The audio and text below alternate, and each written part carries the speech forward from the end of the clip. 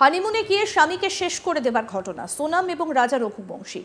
Social মিডিয়ায় কিওয়ার্ডে এই শব্দবন্ধগুলো এখন বেশ ট্রেন্ডিং। এই হাড়হিম করা ঘটনার পর থেকে উঠে আসছে একের পর এক চাঞ্চল্যকর তথ্য। সম্প্রতি একটা নতুন ভিডিও ভাইরাল হয়েছে সোশ্যাল মিডিয়ায়, যেখানে দেখা যাচ্ছে ট্রেকিং করে যাচ্ছে সোনাম রঘুবংশী, তার পিছনেই রয়েছেন রাজা রঘুবংশী। এদিকে এই ঘটনার পর পুলিশ জোর কদমে তদন্ত শুরু করেছে। উদ্ধার হয়েছে জানে শেষ করে দেওয়ার জন্য ব্যবহৃত অস্ত্র। এই বিষয়ে ডিজিপি ইদাসিসা ননগ্রাং জানান, আমরা চেষ্টা করছি আরও কিছু তথ্য পাওয়ার জন্য। আমাদের ভাবতে অসুবিধে হচ্ছে যে কি এমন শত্রুতা থাকতে পারে যাতে বিয়ের কয়েকদিনের মধ্যেই এভাবে স্বামীকে শেষ করে দিতে হলো। যদিও এই ঘটনায় পরকীয়ার ঘটনাই সামনে এসেছে, তবুও অন্য সম্ভাবনার বিষয়গুলো খতিয়ে দেখা হচ্ছে। কি বলছেন ডিজিপি ইদাসিসা ননগ্রাং, শুনবো। To see whether there is anything additional, and because I find it very difficult to believe that a person would would generate so much of animosity that within a couple of days of marriage, literally, you plot to kill the person. On the surface of it appears to be the love angle, appears to be having the main motive, the love triangle rather, but at the moment we cannot, personally I wouldn't say that that could be the only motive.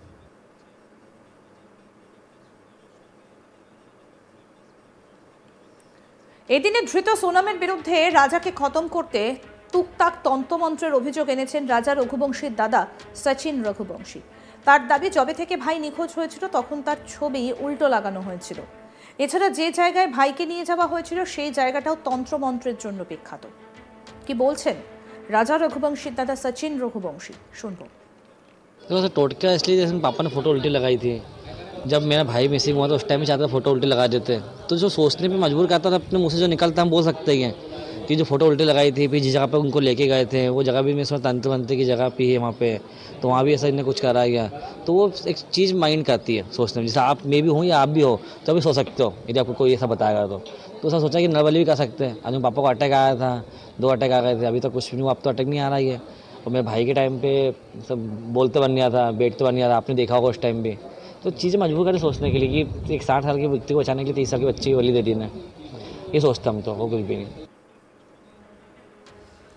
Sonam Raghuvanshi গর্ভাবস্থার report নতুন মোড় নিয়েছে। সোনামের বিরুদ্ধে তার স্বামী রাজা রঘুবংশীকে জানে শেষ করে দেবার অভিযোগ রয়েছে এবং তাকে গ্রেফতারের পর থেকে অনেক প্রশ্ন উঠছিল, যার মধ্যে সবথেকে গুরুত্বপূর্ণ ছিল তিনি গর্ভবতী কিনা। প্রশ্ন উঠেছিল সোনাম কি সত্যিই মা হতে চলেছেন। প্রেগন্যান্সি টেস্ট করাতেই জানা যায় তিনি গর্ভবতী নন। 9 জুন যখন সোনাম রঘুবংশীকে গাজীপুর থেকে গ্রেফতার করা হয় তখন প্রথমেই তার গর্ভাবস্থা পরীক্ষা করানো হয়। রিপোর্টে স্পষ্ট হয়ে যায় যে তিনি গর্ভবতী ছিলেন না, যার ফলে ঘটনার সময় তিনি যে গর্ভবতী ছিলেন এমন সমস্ত জল্পনার অবসান ঘটে। রিপোর্টে আরও বলা হয় যে মামলার অন্য কোনো মোড় নেবার সম্ভাবনা নেই, যার ফলে পুলিশ তদন্ত আরও সুনির্দিষ্ট দিকে এগোতে পারে। মেঘালয় পুলিশ এই ষড়যন্ত্রের তদন্তকে অপারেশন হানিমুন নাম দিয়েছে। মঙ্গলবার ইন্দোর এবং গাজীপুরে অভিযুক্তদের বাড়িসহ একাধিক জায়গায় অভিযান চালায়, যেখান থেকে গুরুত্বপূর্ণ প্রমাণ সংগ্রহ সহ নানান জিনিসপত্র উদ্ধার করা হয়েছে। পুলিশ জানিয়েছে যে ষড়যন্ত্রের প্রধান অভিযুক্ত এবং তার 3 দিনের হেফাজত ছাড়াও অন্যান্য অভিযুক্তদের 6 দিনের পুলিশি হেফাজত দেওয়া হয়েছে। সোমবার উত্তরপ্রদেশ পুলিশ গাজীপুরের একটা ধাবা থেকে সোনামকে গ্রেফতার করে, যার ফলে প্রাথমিকভাবে দম্পতির নিখোঁজ থাকার বিষয়ের অবসান ঘটেছে। মেঘালয়ের একটা গিরিখাত থেকে রাজার নিথর শরীর উদ্ধার করে পুলিশ। উত্তরপ্রদেশ পুলিশ জানাচ্ছে যে তাকে জোর করে খারাপ জিন সেবন করানো হয়েছিল এবং অপহরণ করা হয়েছিল বলে দাবি করে সোনাম, যদিও পুলিশ সেটা মানতে চায়নি। উত্তরপ্রদেশ পুলিশের এডিজি আইন শৃঙ্খলা অমিতাভ যশ একটি সংবাদ মাধ্যমে জানান যে সোনাম পুলিশের সামনে নিজেকে একজন ভিকটিম হিসেবে তুলে ধরে দাবি করে যে তাকে খারাপ জিনিস সেবন করিয়ে গাজীপুরে আনা হয়েছিল। পুলিশ অবশেষে তার কাছে পৌঁছবে জেনে সে তার পরিবারকে এই বিষয়ে জানায়। সোমবার ভোর 3টের দিকে সে তার পরিবারকে জানায় যে সে গাজীপুর বারাণসী সড়কের একটা ধাবায় রয়েছে। তার পরিবার সঙ্গে সঙ্গে মধ্যপ্রদেশ পুলিশের সঙ্গে যোগাযোগ করে, তারাই স্থানীয় পুলিশকে খবর দেয়। এরপর তারা সোনামকে গ্রেফতার করে।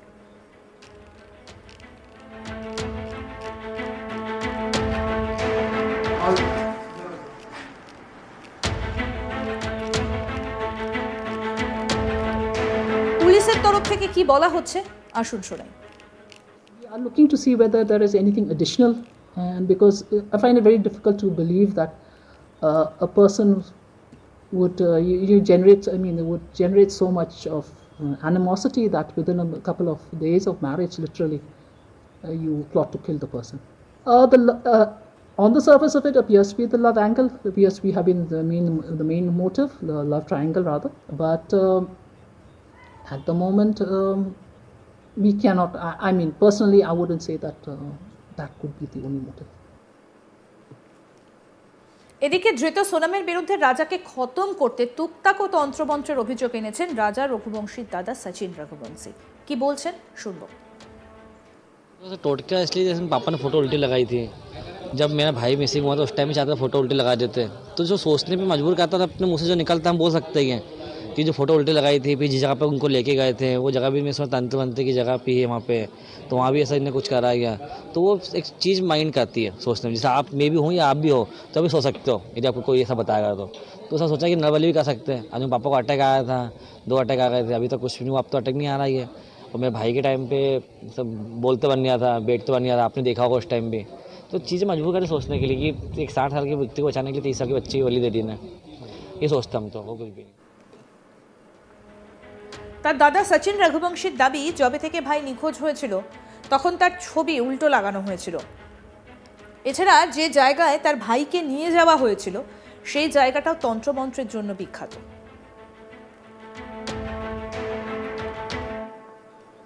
ইতিমধ্যে সোনাম রঘুবংশীর গর্ভাবস্থার রিপোর্টে নতুন মোড় নিয়েছে। সোনামের বিরুদ্ধে তার স্বামী রাজা রঘুবংশীকে জানে শেষ করে দেবার অভিযোগ রয়েছে এবং তাকে গ্রেফতারের পর থেকে অনেক প্রশ্ন উঠছিল, যার মধ্যে সবথেকে গুরুত্বপূর্ণ ছিল তিনি গর্ভবতী কিনা। প্রশ্ন উঠছিল সোনাম কি সত্যিই মা হতে চলেছেন। প্রেগন্যান্সি টেস্ট করাতেই জানা যায় তিনি গর্ভবতী নন।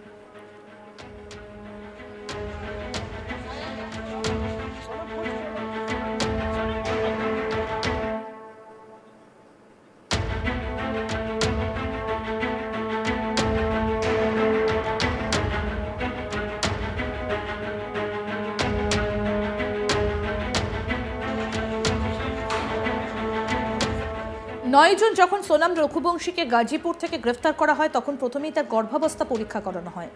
রিপোর্টে স্পষ্ট হয়ে যায় যে তিনি গর্ভবতী ছিলেন না, যার ফলে ঘটনার সময় তিনি যে গর্ভবতী ছিলেন এমন সমস্ত জল্পনার অবসান ঘটে। রিপোর্টে আরও বলা হয়েছে যে মামলার অন্য কোনো মোড় নেওয়ার সম্ভাবনা নেই, যার ফলে পুলিশ তদন্ত আরও সুনির্দিষ্ট দিকে এগোতে থাকে। মেঘালয় পুলিশ এই ষড়যন্ত্রের তদন্তকে অপারেশন হানিমুন নাম দিয়েছে।